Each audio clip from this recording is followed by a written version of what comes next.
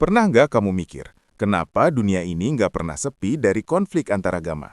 Padahal, kalau ditanya, semua agama ngajarin kebaikan. Lalu kenapa kita masih gampang terpecah hanya karena perbedaan keyakinan? Nah, disinilah mempelajari perbandingan agama jadi relevan banget. Bukan cuma buat akademisi, tapi buat siapa aja yang pengen hidup damai dan berpikir jernih. Pertama, kita harus tahu dulu, ada bedanya antara belajar agama lewat teologi dan lewat ilmu agama. Teologi itu seperti kacamata berwarna. Kita melihat agama lain dari sudut pandang keyakinan kita sendiri. Sementara ilmu agama itu seperti kacamata bening, mencoba memahami setiap agama apa adanya tanpa langsung menilai benar atau salah. Jadi, kalau teologi fokus memperkuat iman kelompok tertentu, ilmu agama fokus untuk memahami fenomena agama secara ilmiah. Kenapa ini penting? Bayangkan kamu masuk ke sebuah rumah besar dengan banyak pintu. Setiap pintu terbuka ke ruangan yang berbeda. Ada yang penuh cahaya, ada yang penuh simbol, ada yang penuh musik. Kalau kamu cuma masuk lewat satu pintu, kamu mungkin yakin itulah rumah sesungguhnya. Tapi, dengan perbandingan agama, kita bisa jalan ke pintu lain, lihat isinya, lalu sadar, ternyata semua pintu itu bagian dari rumah yang sama, hanya berbeda cara menata ruangan. Jadi, belajar perbandingan agama bikin kita lebih terbuka tanpa harus kehilangan keyakinan kita sendiri. Masih bingung? Coba analogi ini.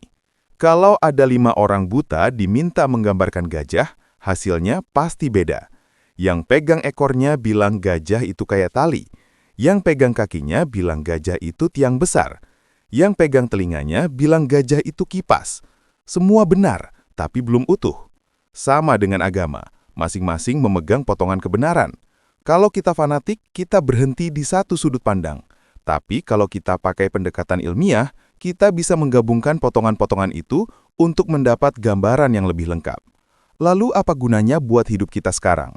Dari sejarah kita tahu, fanatisme yang buta sering berujung konflik, perpecahan, bahkan perang. Tapi ketika kita belajar agama lain dengan hati terbuka, kita jadi lebih mudah menghargai, menghormati, bahkan bekerja sama. Perbandingan agama pada akhirnya adalah vaksin melawan prasangka dan kebencian. Ia mengajarkan bahwa memahami perbedaan itu bukan melemahkan iman, tapi justru bikin kita lebih matang, karena iman yang dewasa nggak perlu takut dengan perbedaan. Jadi, nilai pentingnya jelas. Tanpa pemahaman lintas agama, kita gampang terjebak dalam stereotip dan konflik.